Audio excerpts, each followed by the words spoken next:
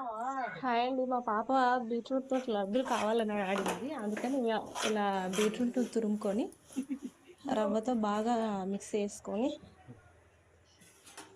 కడాయిలో కాస్తంత నెయ్యి వేసుకొని దాంట్లో బాగా దూరగా వేయించుకొని ఇలా కొంచెం కలర్ చేంజ్ అయ్యేంత వరకు వేయించుకోవాలండి. తర్వాత అదే రవ్వను వేరే బౌల్లో ట్రాన్స్ఫర్ చేసుకొని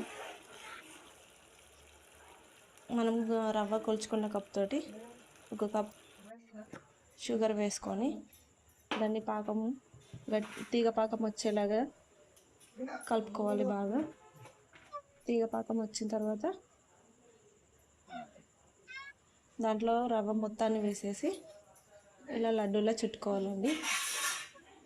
మామూలు రవ్వ లడ్డు